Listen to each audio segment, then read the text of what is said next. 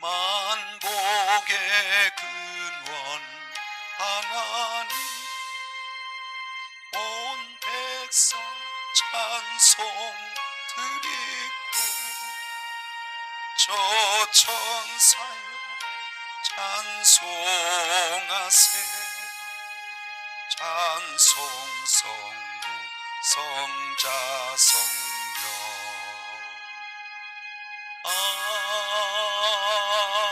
하나님께 영광과 찬송을 올려드립니다.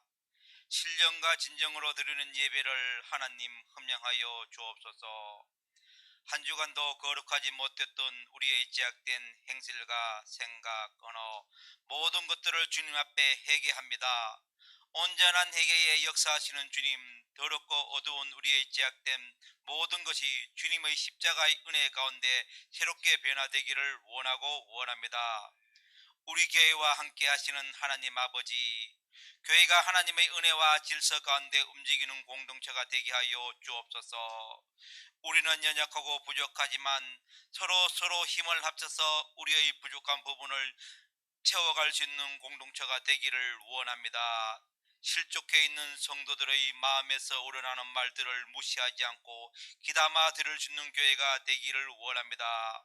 하나님, 우리 직분자들을 도와주시옵소서. 먼저 하나님의 말씀 가운데 바로 설 수 있기를 원합니다. 직분을 받았는데 세상의 찌든 가난으로 하나님께 영광을 가리고 있습니다. 구별된 삶을 살고 싶어도 물질 앞에 무릎을 꿇고 있습니다. 우리의 생각과 마음을 감찰하시는 하나님 아버지, 육체는 하나님을 찬양하고 예배하지만 우리의 생각과 마음은 세상으로 향하고 있는 슬픈 현실입니다.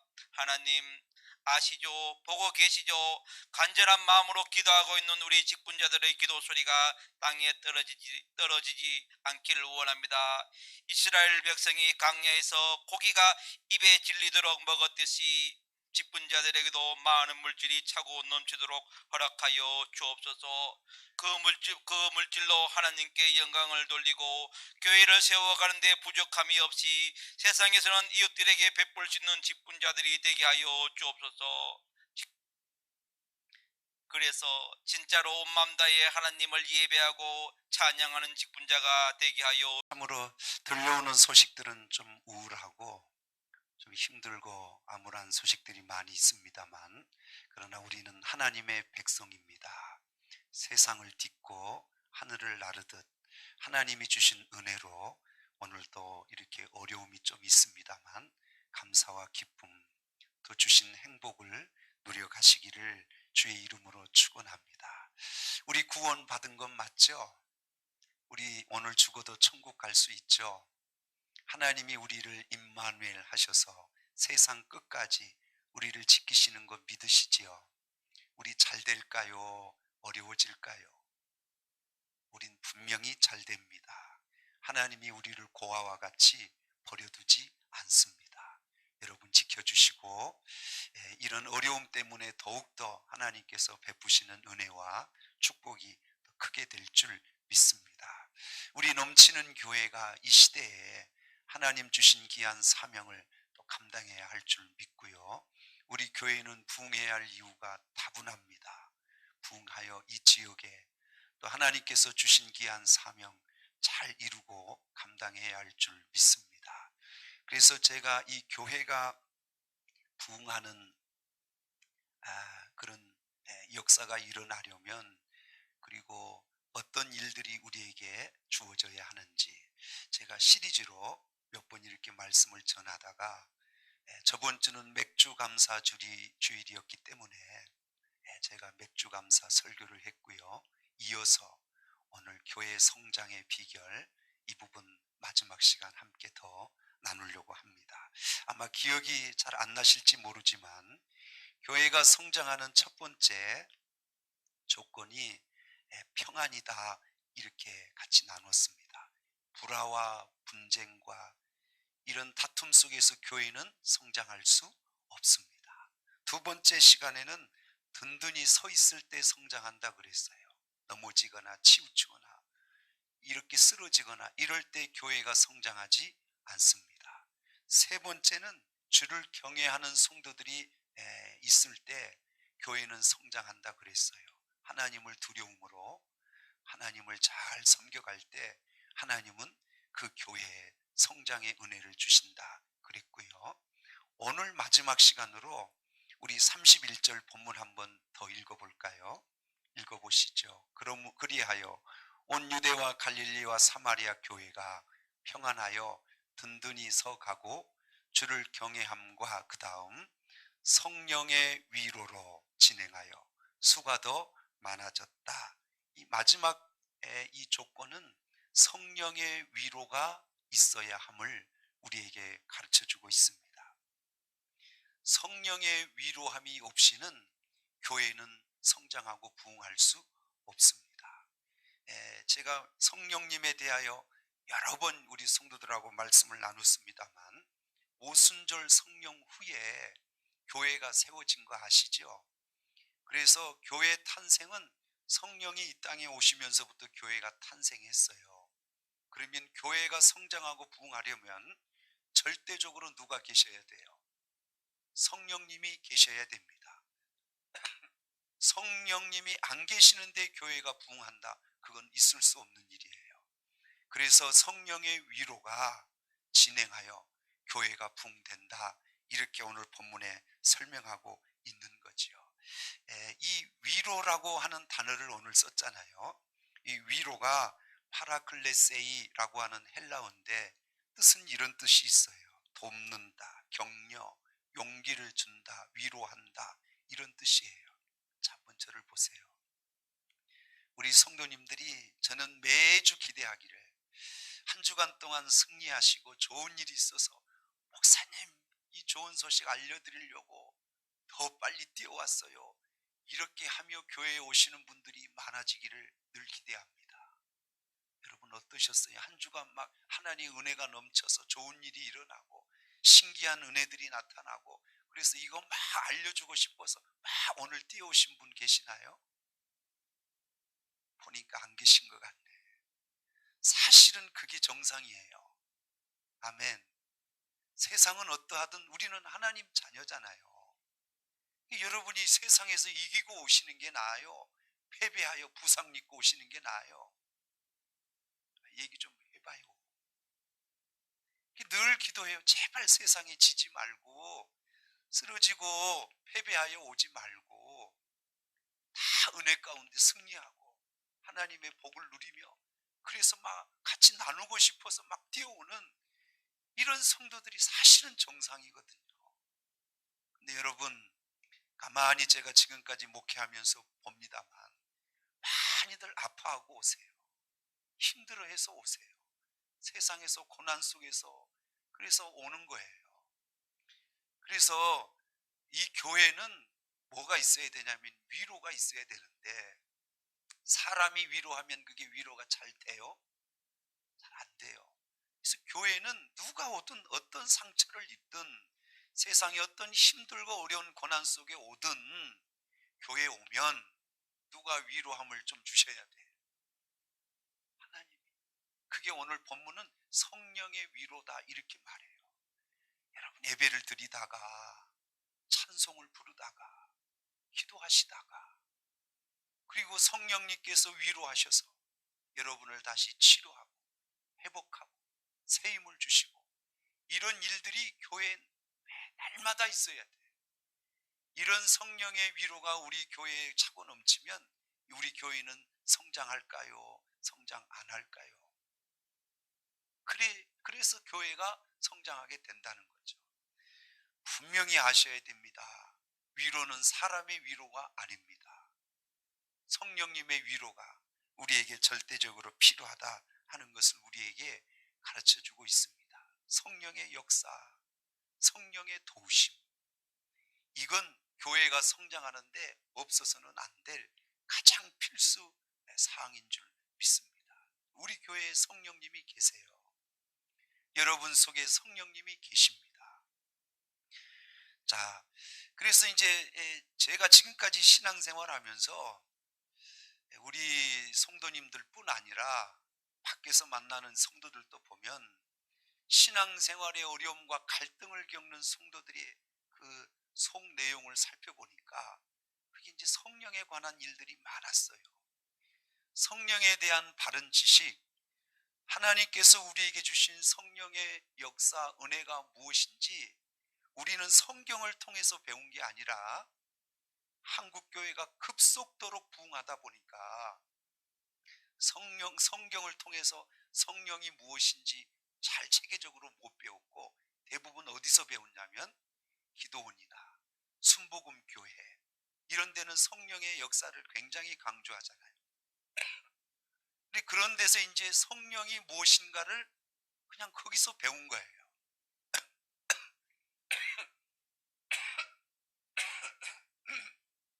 죄송해요. 자, 여러분도 제가 물어보면 잘 대답 못할 거예요. 성령 하면 제일 먼저 뭐가 생각나요? 자, 그럼 이렇게 물어볼게요. 성령 받으셨나요? 자, 나 성령 확실히 받았습니다. 확신하고 계신 분 손 들어봐요. 네.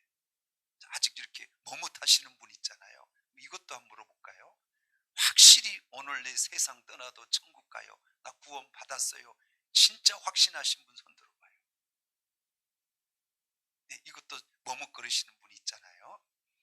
그래서 많은 사람들이 이런 얘기를 해요. 당신 성령 세례 받았습니까? 지금 성령 충만함이 있습니까? 이렇게 물어보는 거거든요. 그럼 제가 이렇게 물어보면 여러분 또 한번 손 들어 보실래요? 성령 세례 받았습니까? 이봐요. 아까는 성령 받았다 하실 때 많이 손 드셨는데 성령 세례하니까 이렇게 좀 머뭇거리시잖아요. 왜 이런 일들이 일어나냐면 성령 세례하면 거의 대부분 오순절에 막 뜨거운 막 불 받았다 뭐 이런 것들을 생각하시는 분들이 많아요. 이런 것들은 거의 대부분 뭐 순복음 교회라든가 기도원 사역하실 때 이럴 때 많이들 썼던 용어들이에요. 근데 성경을 통해서 우리가 성령님에 대해서 잘 배워보면 그런 것들이 오해되는 것들이 다분히 많습니다. 자, 제가 오늘 시간이 뭐 짧은 시간이라 충분히 설명은 못하겠지만 가장 기초적인 거 뭐냐면 기초가 가장 중요하거든요. 더 이상 오늘 이 시간 이후로 성령에 대해서 오해하지 마시고 그 성령 때문에 신앙생활에 갈등도 하지 마시고 성령의 인도하심을 바로 받아서 여러분 평생에 여러분 삶에 유익이 되고 하나님 앞에 영광을 돌리는 그런 삶을 살아야 할 줄 믿습니다. 어느 분이 초상집에 간다고 사람들이 막 가요. 그래서 그냥 따라갔어요. 막 울어요. 그래서 밤새 울었어. 같이 가서. 그리고 아침에 누가 죽어서 우리 울지? 누가 죽었는지를 모르는 거예요. 근데 밤새 울었어. 이 사람 정상이요, 정상 아니요. 그러니까 이제 제가 무슨 얘기 하려고 그러냐면 그 실제를 모르고 남 하니까 누가 그렇다 하니까 막 따라서 하는데 실제 왜 자기가 울었는지를 모르는 거예요. 어느 권사님이 집회를 부흥회를 참석하셨어요. 그래서 일주일 내내 구원에 대한 말씀을 선포해서 그게 은혜가 돼서 아멘 믿습니다 이렇게 일주간 동안 막 부흥회 은혜 받고 막 소리 내다 보니까 목이 쉬었어. 부흥회 끝나고 목사님이 물어봤어요. 구원 받았습니까? 아이고 목사님 내가 무슨 구원을 받아요. 앞으로 열심히 해야 받겠죠. 이랬습니다. 그럼 일주일 동안 믿습니다 아멘 하는 건 뭐냐고요. 구원에 대한 교리를 체계적으로 쭉 가르쳐 드렸는데 한 주간 내 은혜 받았다고 믿는다 하고 아멘 한다 하셔놓고 모르겠다 하면 그 뭐냐고요. 여러분은 이미 제가 볼 때 성령님의 은혜를 다 갖고 계세요. 근데 이게 왜 자꾸 헷갈리고 이게 우리 삶에 잘 적용이 안 되냐면 기초적인 확신 있는 지식이 없어서 그래요. 자, 성령 세례가 좋아요? 성령 충만이 좋아요? 봐요. 잘못 봐요. 그럼 성령 세례가 먼저일까? 성령 충만이 먼저일까? 성령 세례가 먼저예요? 그럼 이렇게 또 물어봐요. 성령 세례는 어떻게 받는 거고 성령 충만은 어떻게 받는 거예요? 어렵죠? 이런 건 누가 안 가르쳐 줬죠? 오늘 간단하게 제가 설명해 보려고 합니다. 고린도전서 12장 1절에 보니까 형제들아 신령한 것에 대하여 너희가 알지 못하기를 내가 원치 않는다. 고린도전서 12장은 성령장이에요. 성령에 대해서 쭉 설명하고 은사에 대한 얘기가 쭉 나와요. 이런 것에 대해서 모르면 안 된다는 거예요. 이거 알아야 된다는 거예요. 아멘. 그래서 이 성령이 뭐냐 이렇게 말할 때 성령은 대부분 감정의 영이다 이렇게 알고 있어요. 틀린 말이 아니에요. 성령님이 우리에게 임할 때 감정이 이걸 표현하게 돼 있어요. 에레미야 선지자에게 하나님께서 성령으로 그에게 사명을 주실 때 막 울어. 펑펑 울어요. 에레미야는 평생 울면서 사역했어요. 그에게 성령이 감동하면서부터 그런 거예요. 이 성령님은 에레미야에 뭘 움직인 거예요? 감정을 움직여요. 그래서 여러분이 성령이 우리에게 오면 막 웃기도 하고 막 울기도 하고 막 어떤 사람은 막 가슴을 때리기도 해. 아파. 감정이 느끼는 거예요. 근데 여러분 한 가지 또 기억해야 될 게 있어요. 그럼 성령이 왔는데 감정으로 안 느껴지면 안 온 걸까? 100% 감정을 통해서만 나타나는 것일까? 꼭 그렇진 않아요. 감정이 그렇게 격하게 느껴지지 않아도 성령은 우리에게 오실 수 있어요. 그러니까 한쪽으로 다 그렇다 이렇게 말하면 그게 오해가 된다 이렇게 말하는 거예요. 어느 교회는 그래요. 방언을 못 받은 사람 성령 못 받았다 이렇게 아주 단정을 짓습니다. 성령이 오면 방언이 오는 건 아시죠? 근데 방언을 못 받으면 성령 못 받았다 이 말은 틀려요? 맞아요? 우리 그럼 방언 못 받으신 분은 다 성령 안 오신 거죠? 근데 이것도 오해인 게 뭐냐면 성경은 분명히 얘기하고 있어요. 자, 성경을 하나 보겠습니다. 고린도전서 12장 29절 읽어보시죠. 시작. 다 사도겠느냐? 다 선지자겠느냐? 다 교사이겠느냐? 다 능력 행하는 자겠느냐? 그 다음 다 병 고치는 은사를 가진 자겠느냐? 다 방언을 말하는 자겠느냐? 다 통역하는 자겠느냐? 지금 쭉 이렇게 두 절 말씀에 열거하는 건 은사적인 얘기를 하고 있는 거예요. 성령님이 우리에게 오실 때 은사를 주세요. 근데 은사는 성령님의 뜻 안에서 이것도 줄 수 있고 저것도 줄 수 있어요. 이해되시죠? 방언의 은사를 줄 수도 있고 병 고치는 은사를 줄 수도 있어요. 근데 내가 방언을 못 받았다 그럼 성령 못 받은 건 아니라는 거예요. 이해되시죠? 이거는 은사예요. 은사를 못 받았다 이렇게 얘기해야 맞아요. 아멘. 그게 이제 성령 못 받았다 이렇게 치부하면 안 된단 말이죠. 이해되시죠? 평생 방언 못 받고 신앙생활 하는 분들도 계세요? 안 계세요? 계셔요. 근데 그분 성령의 인도를 잘 따라가고 있는 거예요. 그분은 성령이 오신 거예요.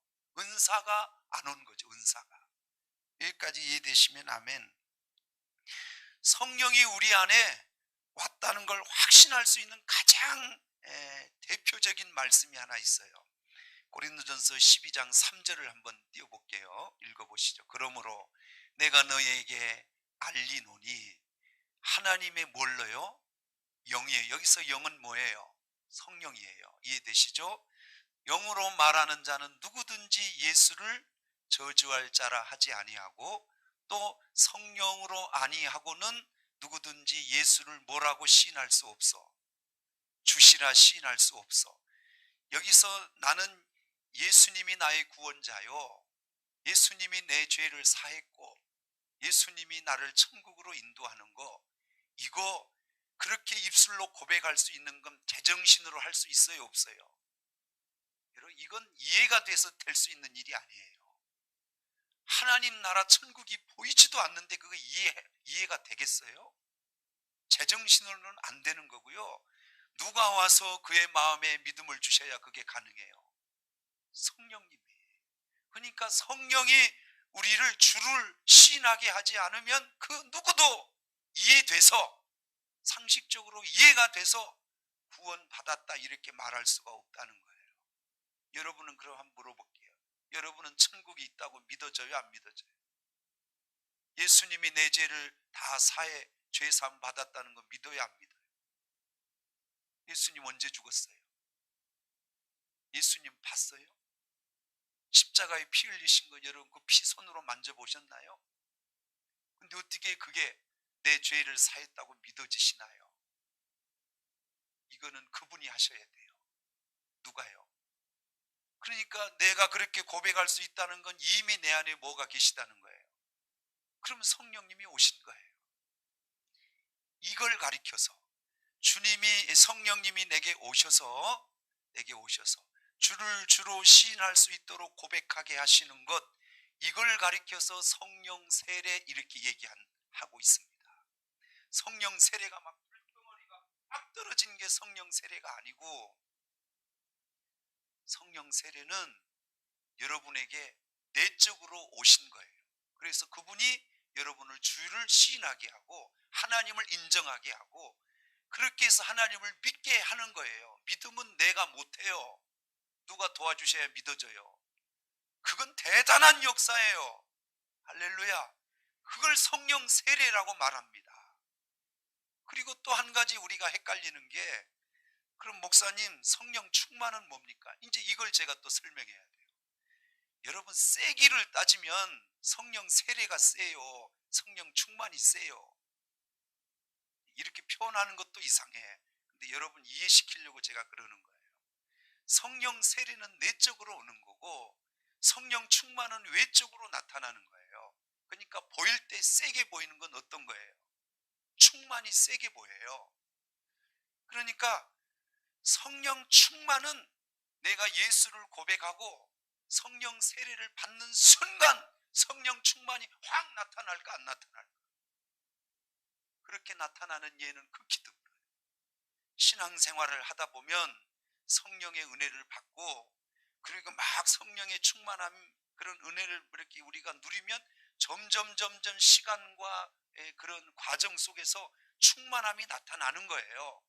작정 기도를 한다든가 특별 기도를 한다든가 이럴 때 성령 세례 받으신 분이 이런 과정을 막 겪을 때, 이때 뭐가 점점 이렇게 나타나냐면 충만함의 증거들이 나타나는 거예요. 이해되시죠? 성령 세례는 너무 좋은 건데, 그러나 우리가 하나님의 일을 할 때, 주님의 사역을 할 때는 뭐가 더 필요해요? 충만이 필요해. 이때는 막 나타나야 돼. 할렐루야. 그런 일들이 나타나면 눈에 보여지는 거예요. 아, 저게 성령의 역사구나. 그러나 이건 누구에게나 다 그런 건 아니고 성령 세례를 받는 순간 또 이렇게 나타나는 것도 아니에요. 자, 로마서 8장 9절을 한번 보겠습니다. 읽어보죠. 시작. 만일 너희 속에 하나님의 영이 거하시면 너희가 육신에 있지 아니하고 영에 있나니 누구든지 그리스도의 영이 없으면 그리스도의 사람이 아니다. 여러분 교회 안에는 그리스도인이 있고 교인이 있어요. 어떤 게 좋은 거예요? 그리스도인이 좋은 거예요. 그럼 목사님, 교인은 뭐예요? 교인은 그냥 교회만 다니는 분이에요. 그 안에는 뭐가 없어? 영이 없어. 그냥 교회만 다녀. 등록하고 교회만 다니시는 분이 있어요. 그분을 교인이라 그래. 근데 교회 다니면서 그리스도 영이 들어왔어. 성령이. 이러면 그분을 뭐라고 불러야 돼? 그리스도인이라고 불러요. 우리 교회는 교인이 많아요. 그리스도인이 많아요. 그리스도인이 되셔야 돼. 할렐루야. 그걸 구분하는 건 한 가지예요. 영이 왔나 안 왔나, 성령이 왔나 안 왔나, 이걸로 그렇게 구분할 수 있는 거예요. 요한복음 3장에 니고데모가 예수님을 찾아왔어요. 구원받게 해달라고. 그때 우리 주님께서 물과 성령으로 거듭나지 아니하면 하나님 나라에 못 간다 이렇게 말했죠. 이때 말하는 물과 성령이 뭔지 아시죠? 물은 말씀으로 받는 은혜를 말하고, 성령은 말하는 그대로 하나님의 영으로 우리가 성령 세례를 받아야 된다는 거예요. 그러니까 하나님의 나라는 그냥 지식으로만 말씀을 깨달아서 되는 게 아니고 뭐가 또 와야 된다는 거예요. 성령 세례가 와야 된다는 거예요. 그래야 어디를 가는 거예요. 그러니까 그리스도인은 뭐가 와야 돼? 성령 세례가 와야 돼. 성령님이 여러분에게 오셔야 돼요. 이해되시죠? 그러니까 이걸 주님을 시인하고 천국을 고백하고 믿음을 고백할 수 있다는 건 이건 내 지식으로 안 된다. 이거는 굉장한 역사인데 성령님이 오시지 않으면 그건 불가능한 일이다. 그래서 만약 여러분이 성령 세례를 받고 이게 믿어져요. 그러면 세상적인 삶을 살고 싶을까? 하나님 나라를 위해 살고 싶을까? 당연해요. 이게 믿어지는 건 기적이거든요. 이걸 믿었는데 어떻게 세상을 살겠어요? 성령 세례 내적인 거예요. 성령 충만 외적인 거예요. 어떤 게 좋다 이렇게 말할 수는 없어. 그러나 개인적으로 제가 볼 땐 성령 세례 없이 성령 충만은 없어요. 먼저 구원의 고백이 있어야 되고 성령의 우리 인격적인 삶에 인도함을 받아야, 그래야 비로소 성령 충만이 뒤따라온다 하는 것을 우리에게 보여주고 있습니다. 요한복음 14장 17절 한번 보겠습니다. 시작. 그는 진리의 영이라 세상은 능히 그를 받아요 못 받아요. 그러니까 저 영을 받지 않는 사람은 교회 와봐야 하나도 몰라. 예배 시간이 곤욕이요. 말씀이 들려지질 않고 예배 자체가 고통이에요. 뭘 못 받아서 그래요? 성령을 못 받았어. 좀 더 읽어보죠. 못 받아요. 세상은 받지 못하나니 이는 그를 보지도 못하고 알지도 못함이라. 그러나 너희는 그를 아나니, 여기서부터 중요해요. 시작. 그는 너희와 함께 거하시며 또 너희 속에 계시겠습니다. 즉 두 가지로 표현했잖아요. 너희와 함께 있다 이렇게 말해도 돼요. 뒤에 말 안 해도 된다니까요. 이해되시죠?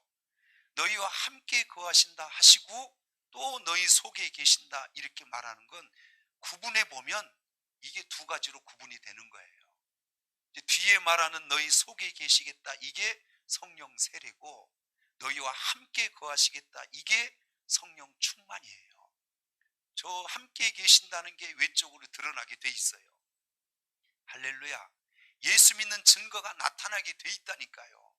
여러분, 세상에 가면 예수 믿는 사람은 예수 믿는 사람답게 나타나는 거예요. 그게 성령의 충만이에요. 외적으로 드러난 성령이에요. 이해되시죠? 자, 그러면 목사님, 그런 성령이 우리에게 임하면 우리도 알고 남도 알 수 있는 증거들이 있지 않겠습니까? 이걸 우리가 살펴보면 내가 성령 안에 사는구나, 이걸 여러분이 더 확실하게 깨닫게 될 줄 믿습니다. 자, 제가 몇 가지만 이렇게 구분해서 잘 설명할 테니까 잘 들어보세요. 첫째, 성령이 우리에게 임하면 우리에게 이루어지는 일 하나는, 이 하나님께서 우리가 도무지 깨닫지 못하는 것들을 가르쳐서 깨닫게 하세요. 세상의 지식으로는 도무지 못 깨달을 걸, 알지 못할 걸 성령이 우리에게 오면 그걸 깨닫게 하셔요. 자, 성경 하나를 볼게요. 요한복음 14장 16절. 그건 준비가 안 됐을 것 같아요. 제가 읽어볼게요. 아버지께 내가 구하겠으니 그가 또 다른 보혜사를 너희에게 주사. 요한복음 14장 26절은 있죠? 한번 읽어보죠. 시작. 보혜사 곧 아버지께서 내 이름으로 보내실 성령, 그가 너희에게 모든 것을 뭐하지요? 가르치고 내가 너희에게 말한 모든 것을 생각나게 하신다 그랬습니다. 우리 예수님께서 이 땅에 와서 가르치는 내용이 주로 뭐였어요? 회개하라 천국이 가까웠느니라 하면서부터 팔복 얘기하시고, 그리고 천국에 대한 얘기를 많이 하셨죠. 저 천국은 우리가 눈으로 못 보죠. 누가 알게 해야 믿어져요. 그걸 알게 하시는 분이 누구냐면 성령님이에요. 구약 성경에 요셉이라고 하는 사람 알죠? 애굽의 총리가 돼서 7년 풍년, 7년 흉년, 이래서 곡식을 어마어마하게 쌓아놓고 자기 부모 형제들과 주변의 모든 나라들을 살려요. 이 지혜, 이 깨달음, 이걸 요셉이가 배워서 깨달은 거예요? 하나님이 주신 거예요? 여러분이 세상 사람에 승리할 수밖에, 세상 속에서 승리할 수밖에 없는 이유는 이 성령의 인도함만 받으면 여러분 세상에 승리할 수밖에 없어요. 세상은 절대 몰라. 그런데 하나님은 여러분의 삶을 가르쳐 주셔요. 깨닫게 하세요. 정말요. 그러니까 인도함을 받으셔야 돼. 여러분의 앞길을 인도해 주세요. 세상의 지식이 아니에요. 하나님이 주신. 그래서 진짜 진실하게 예수 믿고 성령의 은혜를 갈구하는 분들은요, 성령님이 매 순간 아침마다 걸음마다 우리에게 깨달음을 주세요. 자녀 교육도 깨닫게 하시고, 부부관계도 깨닫게 하시고, 교회 생활도 깨닫게 하시고, 사업에도 지식을 주시고. 언제까지 아멘 안 하나 보겠어요. 다 인도하실, 깨닫게 하신다니까요. 누가요? 이건 세상에서 배우는 게 아니에요. 사람과의 관계도 어떻게 해야 되는지, 고부간의 갈등, 말할 것도 없어. 성령님은 다 우리에게 뭘 주셔? 그런 지혜를 주시는 거예요. 그러니까 성령의 인도함을 받아 매일매일 사셔야 돼요. 할렐루야. 이게 성령님이 오면 우리에게 하시는 일이에요. 할렐루야. 성령 받아서 한순간에 확 뒤집어졌다, 이런 간증 많이 들어보셨죠? 그렇게 확 뒤집어지는 게 좋아요. 어려서부터 경건훈련을 통하여 성령님의 매일 삶 속에 인도함을 받는 걸, 그걸 배우는 게 더 나아요. 제가 볼 때 확 뒤집어진 사람은 또 다시 반대로 확 뒤집어질 수 있더라고. 그게 잘못됐다는 얘기가 아니에요. 하나님이 우리에게 말하는 정상적인 신앙은 뒤집어지는 게 아니에요. 어려서부터 하나님 말씀으로 성령의 인도함을 쭉 따라가는 거예요. 그분이 세상의 일꾼이요, 세상을 빛내는 일꾼이 되는 거예요. 할렐루야. 죄송하지만 50 이후에 돼서 예수 믿은 분은 세상을 변화시키기는 좀 어려워요. 준비할 시간이 없어요. 여기까지 이해되시면 아멘. 성령님이 오면 첫 번째 우리에게 뭘 하신다고요? 여러분의 삶에, 신앙생활, 이 모든 걸 다 가르쳐 주셔. 깨닫게 하세요. 그걸 매일 인도함 받으셔야 돼요. 아멘. 말씀을 읽을 때도 누가 깨닫게 하셔? 그러니까 성경을 읽으면 막 보화를 캐는 것 같아. 맞아, 무릎을 치게 돼 있어요. 근데 잠만 와. 그러면 그분이 가르쳐 준 거예요, 안 가르쳐 준 거예요? 그럼 다시 기도 시작하셔야 돼요. 여기까지 이해되셨죠? 그러니까 이게 성령의 우리에게 임하신 것과 안 임한 것은 하늘과 땅 차이죠. 아멘. 시간은 가고, 두 번째 성령이 우리에게 왔을 때 그분이 역사하시는 증거는 책망하셔서 또 우리를 깨닫게 하시는 일을 하십니다. 요한복음 16장 8절로 가볼게요. 읽어보시죠. 시작. 그가 와서, 누가 오셨냐면 성령이 오셨다는 거예요. 죄에 대하여, 의에 대하여, 심판에 대하여 세상을 책망하시니. 저 책망하신 이유는 뭐냐면 책망해서 망하라는 거예요? 깨닫고 바로 돌아오라는 거예요? 하나님의 책망은 돌아오라는 거예요. 이해되시죠? 근데 뭘 책망하신대? 죄에 대해서 책망해, 의에 대해서 책망해, 심판에 대해서 책망해. 물어볼게요. 세상 사람들은 죄가 뭐가 죄인지 확실히 잘 알까 모를까? 그래서 선하게 살면 되지, 감옥 안 갈 정도만 살면 되지, 나는 죄인 아니야, 이렇게 생각하는 사람 많잖아요. 근데 하나님은 우리에게 작은 죄도 너 그거 죄야 하고 누가 책망해? 그래서 세상 사람들은 회개 안 해요. 근데 누구는 회개해? 우리는 작은 마음에 미워하는 마음만 있어도 성령님이 막 책망하셔. 이놈아, 죄송해요. 야 이놈아 너 그 죄 져놓고 그 죄 안 진 것처럼 너 양심이 화인 맞았구나 막 책망하신다니까요. 어떻게 하면 좋아.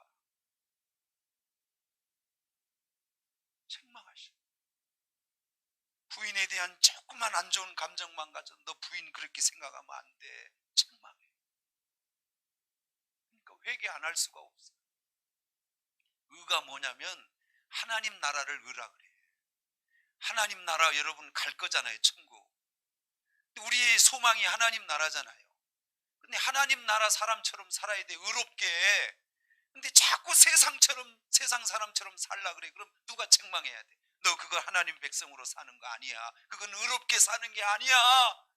하고 막 책망하세요. 성령님이. 너는 하나님의 백성이야. 의인이야. 그럼 또 회개. 그리고 삶을 또 바꿔. 그건 누가 이렇게 하셔요? 성령. 심판도 마찬가지. 세상 사람은 죽으면 끝인 줄 알아요. 그러나 성경은 분명히 죽음 후에 심판이 있다고 말하세요. 이걸 세상 사람 알아 몰라.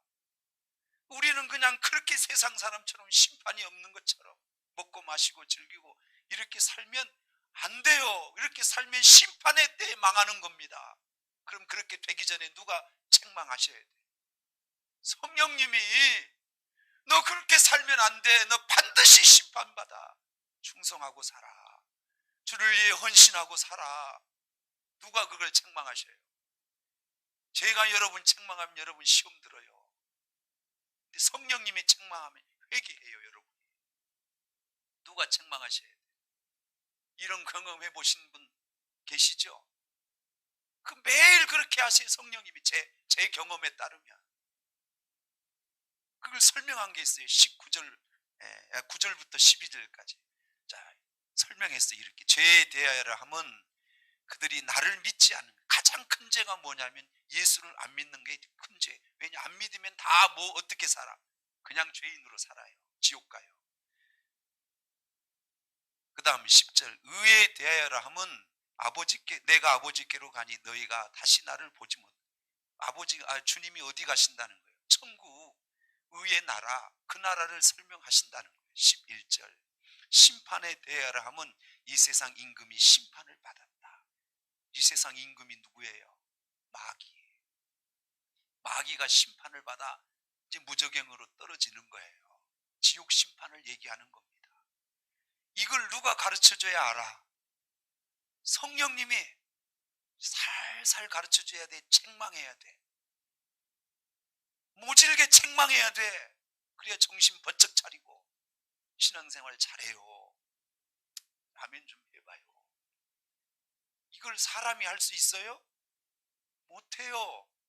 하나님이 하시는데 그걸 성령님으로 우리에게 보내셔서 이걸 하신다는 거예요. 아멘. 그 다음 마지막 한 가지는 성령이 우리의 삶에 열매를 맺게 하세요. 여러분 성령님이 우리에게 맺게 하신 열매가 여러분이 성령이 왔나 안 왔나 가장 확실하게 여러분이 증거할 수 있는 방법입니다. 이거 여러분 확인해 보시면 내가 성령으로 사는지 안 사는지 가장 확실하게 알 수 있어요. 자 갈라디아 5장 22절 23절 읽어보시죠. 시작. 오직 성령의 열매는 다 알죠? 사랑, 희락, 화평, 오래 참음, 자비, 양성, 충성, 그 다음 온유, 절제니 이 같은 것을 금지할 법이 없다. 자, 여기서 여러분이 늘 점검해 보셔야 돼요. 여러분이 진짜 성령을 따라서 사는 분이라면 반드시 뭘 봐야 돼요? 열매를 보셔야 돼요. 그 나무가 어떤 나무인가를 보시려면 뭘 봐야 확실해요? 열매 맺은 것을 보면 사과를 열리면 사과나무구나 이러는 거예요. 여러분이 성령의 사람이다 이걸 뭘로 가장 확실하게 증거해요? 여러분 나타나는 열매를 통해서 증거합니다. 다 아실 거라고 믿고 그냥 살짝 설명하고 갈게요. 첫 번째 성령의 열매가 사랑이죠. 자꾸 누굴 미워해. 그냥 까닭없이 미움이 생겨. 이러면 성령의 열매가 있어 없어요? 미운 사람도 사랑하게 돼요. 그러면 성령 받은 거예요. 아멘. 두 번째 희락이에요. 성령이 위로가 있어서 우리에게 기쁨으로 나타나는 거예요. 그래서 이 희락은 예배 시간에도 기뻐, 찬송할 때도 기뻐요. 삶을 살 때도 주님 성령이 나와 동행하시는 게 느껴져서 그냥 기뻐. 이건 뭐가 온 거예요? 희락이 온 거예요. 막 마약 주사를 맞은 게 아니고 성령님이 막 기쁨을 주셔, 위로하시면서. 이건 내 안에 뭐가 계시는 거예요? 기쁨이 있어요, 없어요? 그래서 예수 믿는 사람, 성령 충만한 사람 얼굴이 밝아요, 안 밝아요? 밝게 돼 있어요. 그게 열매예요. 성령 받았다는데 왜 얼굴이 막 수신 근심이 충만해? 그건 성령의 열매가 아닌 거예요. 그냥 기쁨이 있어요. 아멘 좀 해봐요. 코로나 때는 기뻐하면 안 되느니라 이렇게 써졌어요? 아무 상관없어. 코로나든 뭐든 성령님이 내 안에 기쁨을 주시는데. 그 다음 세 번째가 화평인데 샬롬이에요. 이 샬롬은 지구상 수없이 많은 종교가 있는데 유일하게 기독교만 쓰는 단어예요. 다른 종교에는 샬롬이 없어. 샬롬이 뭐예요? 화평이잖아요. 이건 제가 볼 때 굉장한 축복이에요. 전제 조건이 있어. 이 샬롬이 우리에게 온전히 이루어지려면 하나님과 관계가 좋아야 되고 사람과의 관계가 좋아야 이 화평이 이루어져요. 근데 이 관계를 회복하게 하시는 게 누구냐면 성령님이야. 아멘. 화해하게 하세요. 그래서 뭘 만들어내요? 샬롬을 만들어내. 이건 대단한 능력이고 열매예요. 이건 우리 힘으로 못해. 하나님의 성령으로 하시는 거예요. 오래 참음의 열매가 나타나요. 우리가 신앙생활하면서 오해하기 쉬운 것 중에 하나가 성령 충만 받으면 환난과 고난은 사라진다 이렇게 생각하는 분이 있어요. 여러분 신앙생활 진실하게 해보신 분은 알지만 성령이 오면 고난이 많아 아니면 환난이 없어져. 얘기 좀 해봐요 제발. 성령 받으면 막 힘들어요. 힘든 일이 많이 생겨. 아니면 그냥 어려운 일이 싹 없어져 버려요. 성령 받으면 주일 해야 되잖아요. 주일 하다 보면 부딪힘이 있어요, 없어요? 사단이 그냥 둬요? 끊임없이 공격하죠. 제가 경험한 성령은 그분의 일을 해야 되니까 부딪힘이 와요. 그러나 이 부딪힘과 이 어려움이 와도 끝까지 주의 일을 하려면 뭐가 있어야 돼요? 오래 참음이 있어야 돼요. 못 참으면 아유 성령 받았는데 힘든 일만 생기고 부딪힘만 생기네. 안 해. 그러면 돼, 안 돼? 그래서 그걸 이기고 끝까지 주의 일을 하려면 뭐가 와야 돼? 오래 참음이 와야 돼. 내 생각으로 참을 수 있어, 없어? 못 참아. 여러분 제가 많이 얘기했잖아요. 제가 부족하지만 여기까지 이렇게 올 수 있는 건 참아서 오는 거예요. 참아서. 제가 못 참으면 일찍 그만뒀어요. 참은 힘을 주시는 거예요. 참는 힘을. 참아야 뭔가 이루어내잖아요. 할렐루야. 참아내야 돼요. 아멘 안 하시고. 3박자 축복, 7박자 축복 들어봤어요? 4박자는 없죠. 그래서 우리 조영기 목사님 지금도 설교하시더만요. 내 영혼이 잘된 같이 범사가 잘되고 강건하기를 원하노라. 이게 3박자 축복이라면서요. 예수 믿으면 이 3박자 축복 받아야죠. 자, 이게 공식은 아니야. 3박자가 딱딱 맞아 떨어지는 게 아니에요. 영혼이 잘 돼도 고난이 올 수 있어, 없어요? 있어요. 무조건 삶이 형통하다 이게 아닌 거예요. 이해가 돼요, 안 돼요? 영혼이 잘 돼도 핍박이 올 수 있어요, 없어요? 그러니까 3박자로 하면 딱딱 떨어져야 되잖아요. 영혼이 잘 되면 그 다음 뭐가 딱 돼버려야 되고 범사가 형통해야 되고 병원 가면 안 되죠? 강건한다 그러니까. 영혼이 잘 돼도 병원 갈 수 있어, 없어? 있어요. 그러니까 제가 볼 때 이 3박자 축복은 너무 좀 무리가 있어요. 제 설명이 맞아요, 틀려요? 그러나 하나님께서 우리를 인도하시면 실패가 없어. 그러나 그 일이 이루어지기까지는 어떤 과정이 필요하다. 오래 참는 과정이 있어야 된다. 인내의 과정이. 그걸 어떻게 참느냐고요. 성령님의 은혜로. 아멘. 양선이 있어요. 선한 일을 추구하는 거예요. 매사 좋은 뜻으로 보는 거예요. 우리 성도 옆에 있는 성도를 볼 때 아이고 하면서 그 결점 그런 거 보지 말고 항상 좋게 보는 거예요. 좋게. 선하게. 이런 분들이 관계도 좋고 일도 잘 돼요. 아멘이죠. 그 다음 충성이에요. 여러분 예수 믿고 충성해야 복을 받고 쓰임 받는 거죠. 충성은 막 어마어마한 일을 한다 이런 게 아니고 어떤 일이 있어도 치우치지 않고 하나님 맡겨주신 일을 끝까지 한다는 게 충성이에요. 여러분 어떤 일을 하나님 앞에 맡겨줬어요. 여러분에게 그거 끝까지 하는 게 쉬워요? 어려워요? 유혹도 많고 시험도 오고 그래서 막 어떤 사람은 그 일을 하는데 누구는 알아줬다 안 알아줬다 하면서 또 무너지고, 근데 누가 알아주든 알아주지 않든 어떤 유혹이 오든 사탄이 방해하든 하나님이 내게 맡겨준 일은 끝까지 하는 거 치우치지 않고. 그걸 뭐라 그래? 그걸 충성이라. 그거 쉬운 거 아니에요. 누가 도와줘야 돼? 성령님이 도와줘야 돼. 그리고 온유해요. 부드러워요. 사람. 할렐루야 이게 좋아요. 할렐루야 이게 좋아요. 부드러워야 좋아. 사람이 부드러워져요. 아멘. 난폭하고 강팍하고 냉랭하고 이거는 성령의 역사가 아니에요. 성령 받으면 얼굴도 뽀나지 부드러워져요. 그게 열매니까. 마지막 절제죠. 저분의 신앙이 진짜 영적인 신앙인가 아닌가를 확인해 보는 은사가 절제입니다.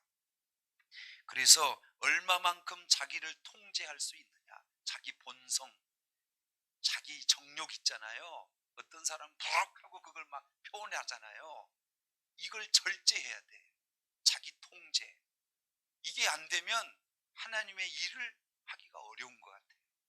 그래서 하나님이 하나님 일 하라고 이 절제의 은사를 주셔야 돼. 이걸 누가 주는 거예요? 성령님이 열매로 주는 거예요. 통제가 돼야 되는 거죠. 자, 여기까지. 아이고, 자, 그래도 좀 이해는 조금 되셨죠? 제가 시간 되면 성령 충만에 대해서 한 번 더 할게요. 오늘 얘기는 어떻게 보면 성령 세례를 받았을 때 우리에게 어떤 일이 나타나는지 여기에 대한 얘기라고 보시면 돼요. 성령 충만은 은사적인 관계가 또 같이 합쳐져야 돼요. 무슨 말인지 이해되시죠?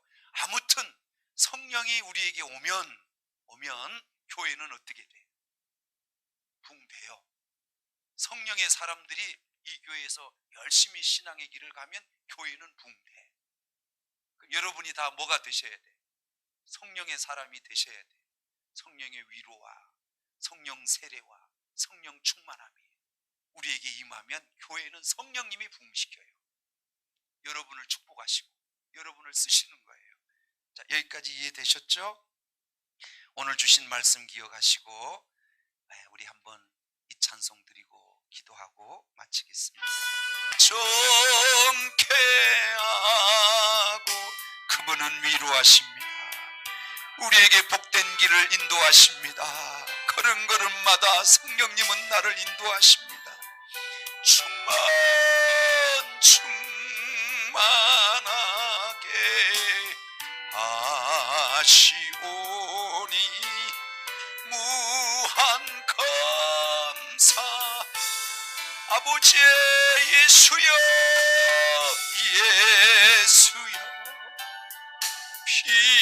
아버지 도와주세요.